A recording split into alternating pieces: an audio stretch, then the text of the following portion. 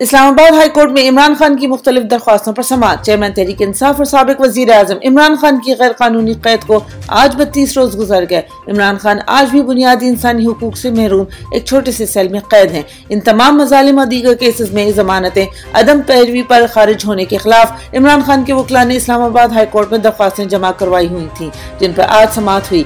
Chief justice نے اٹک jail سے Adiala jail منتقلی کیس پر ریمارکس دیے۔ عمران خان اس وقت سزا نہیں کاٹ رہے، ٹرائل میں ہیں۔ ہمارا تمام ٹرائل کورٹ کے درخواست گزار اڈیالہ جیل سے ہی آتے ہیں، میں اس پر حکم جاری کروں گا۔ عبوری ضمانتوں کے کیس پر کہا کہ 3 ضمانتوں کے کیسز ڈویژنل بینچ کے پاس ہیں، ادھر سے معاملہ حل کروا لیں تو اکٹھا ہی سن لیں گے۔ سماعت اگلے ہفتے تک ملتوی۔ خصوصی عدالت کا بہانہ ختم، عمران خان کو سائفر کیس میں ضمانت دی جا سکتی ہے۔ سائفر کیس میں راتوں رات غیر قانونی منسٹری آف لاء کی طرف سے نوٹیفیکیشن نکالا گیا اور عدالت کو جوڈیشل کمپلیکس سے اٹک جیل منتقل کر دیا گیا۔ اس نوٹیفیکیشن کو ہائی کورٹ میں چیئرمین عمران خان کے وکلاء نے چیلنج کیا ہوا تھا، جس پر آج سماعت ہوئی۔ عدالت نے 12 ستمبر کے لیے ministry of law and justice سے جواب طلب کر لیا۔ ساتھ یہ ریمارکس دیے کہ ٹرائل کورٹ درخواست ضمانت پر فیصلہ دے سکتی ہے، کیونکہ ایف آئی اے کے وکلاء کی طرف سے یہ بہانہ بنایا گیا کہ انہوں نے عدالت کی تقرری کو چیلنج کیا ہوا ہے۔ جب تک ہائی کورٹ فیصلہ نہیں دیتی، عمران خان صاحب کی ضمانت کی درخواست پر فیصلہ نہ دیا جائے۔ پرویز الہی کی مسلسل گرفتاریوں کے بعد آج عدالت پیشی۔ مرکزی صدر پاکستان تحریک انصاف اور سابق وزیر اعلیٰ پنجاب چودھری پرویز الہی کو عدالتیں 2 بار رہائی کا حکم دے چکی ہیں، مگر پولیس دونوں بار حکم عدولی کر چکی ہے۔ پرویز الہی کو کل رہائی کے بعد ایک نئے مقدمے میں گرفتار کیا گیا، جس سے ان کا دور دور تک کوئی تعلق نہیں بنتا۔ اس غیر قانونی مقدمے میں آج ان کو عدالت پیش کیا گیا، جہاں جج نے تمام قوانین توڑتے ہوئے ان کا 2 روزہ جسمانی ریمانڈ دے دیا۔ دوران سماعت پرویز الہی سے میڈیا نے سوال کیا، کیا پریس کانفرنس کرنے کا آپ کا کوئی ارادہ ہے؟ پرویز الہی نے جواب دیا، نہیں، عمران خان کے ساتھ کھڑے ہیں۔ اسلام آباد ہائی کورٹ نے ڈپٹی کمشنر کو ایم پی او آرڈرز جاری کرنے سے روک دیا۔ اسلام آباد ہائی کورٹ میں جسٹس بابر ستار کی سربراہی میں شاندانہ گلزار شہریار آفریدی کیس کی سماعت ہوئی۔ عدالت نے ڈپٹی کمشنر اسلام آباد کو نئے ایم پی او آرڈرز جاری کرنے سے روک دیا۔ ڈی سی صاحب، آپ نے سن لیا، آپ آئندہ سماعت تک آپ ایم پی او آرڈرز جاری نہیں کریں گے۔ جسٹس بابر ستار کے ریمارکس۔ شاندانہ گلزار اور شہریار آفریدی کی ضمانت میں بھی توسیع کر دی۔ صحافی عمران ریاض کو آج بھی عدالت نہ پیش کیا گیا۔ لاہور ہائی کورٹ میں چیف جسٹس کی سربراہی میں عمران ریاض بازیابی کیس کی سماعت ہوئی۔ عمران ریاض کے والد اور وکیل نے استدعا کی کہ عمران ریاض کو فوری پیش کیا جائے، مگر آئی جی پنجاب پولیس نے عدالت سے مزید مہلت مانگ لی۔ کہا 10 روز دے دیں، ہم خوشخبری دے دیں گے، جس کے بعد عدالت نے انہیں 13 روز دے دیے اور سماعت ملتوی کر دی۔ عمران ریاض کو 9 مئی کے بعد گرفتار کیا گیا تھا تاکہ وہ فسطائی نظام کے خلاف آواز نہ اٹھا سکیں۔ خواتین قیدیوں کی درخواست سے ضمانت ایک بار پھر مسترد۔ لاہور ہائی کورٹ میں آج تحریک انصاف سے تعلق رکھنے والی خواتین سیاسی قیدیوں کی ضمانت درخواست پر سماعت ہوئی۔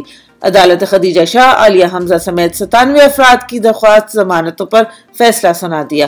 2 رکنی بینچ نے ضمانت کی درخواستیں واپس ٹرائل کورٹ کو بھیج دیا۔ غیر قانونی طور پر قید خواتین کی وکیل نے بتایا، عدالت میں رحم کی صدائیں اور بچوں کی سسکیاں تھیں، مگر ججز نے رحم نہیں کیا۔ 4 ماہ سے قید ورکر کا اپنے والدین کو جیل سے خط۔ 9 مئی کے واقعات کے بعد سے غیر قانونی طور پر قید پاکستان تحریک انصاف کے ایک ورکر نے اپنے والدین کے نام خط لکھا۔ خط میں لکھا، میں جلد رہا ہو جاؤں گا، 5 وقت کا نمازی ہو گیا ہوں اور تہجد بھی پڑھتا ہوں، مجھے حق اور باطل میں فرق کا پتہ چل گیا ہے، اگر میں بھی ظلم کے خلاف نہ بولتا تو میرا شمار بھی بزدلوں میں ہوتا۔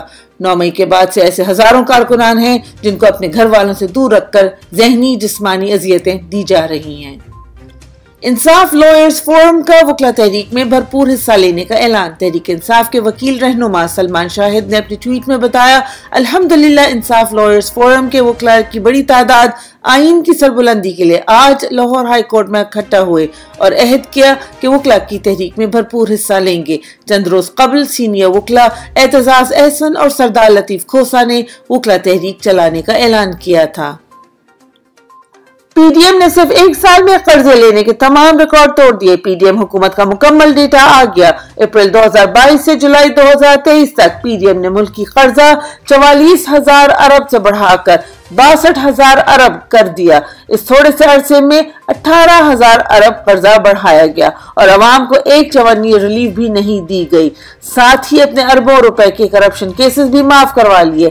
یاد رہے، عمران خان نے 3.5 سال میں 18,000 अरब कर्जा बढ़ाया था, जिसमें बेशतर हिस्सा पिछली हुकूमतों के लिए कर्ज उतारने में अदा किया गया। 1.5 साल में मीडिया को 9 अरब 60 करोड़ रुपए के इश्तिहार जारी किए गए। सेनेट के कायमा कमेटी बराए इत्तलात के इजलास में बताया गया कि गुज़िश्ता 1.5 साल के दौरान हुकूमत ने मीडिया को 9 अरब 60 करोड़ रुपए के इश्तिहार जारी किए। इसलिए इमरान खान दौर में जनूबी एशिया की सबसे अच्छी चलती मईशत भी मीडिया को बुरी, जबकि PDM की तबाही पर भी कसीदे सुनाते रहे। गरीबों के लिए साइकिल खरीदना भी ख्वाब बन गया है। गुज़िश्ता 15 माह के दौरान साइकिलों की कीमतें 100% तक बढ़ गईं। मोटरसाइकिलों की कीमतों में इजाफे के बाद साइकिलों के नर्ख भी आसमान से बातें कर रहे हैं। 9,000 में मिलने वाली मकामी साइकिल की कीमत 19,000 रुपए तक पहुंच चुकी है। PDM की मचाई तबाही के बायस मकामी तौर पर साइकिलें बनाने वाले मारूफ ब्रांड्स की 3 बड़ी फैक्ट्रियां बंद हो चुकी हैं, जिसके बायस अब ज्यादा इन्हिसार दरामदी साइकिलों पर है। एक माह में पाकिस्तान के कर्ज में सैकड़ों अरब इजाफा। स्टेट बैंक के मुताबिक जुलाई 2023 में पाकिस्तान का कर्ज 907 अरब रुपए बढ़ा। जुलाई के इख्तिताम पर हुकूमत का कर्ज 61,700 अरब रुपए था। PDM की नाकाम तरीन माशी पॉलिसीज की वजह से और डॉलर की कीमत बढ़ने से पाकिस्तान के वाजिबुल अदा गैर मुल्की कर्ज में मजीद इजाफा हो गया है।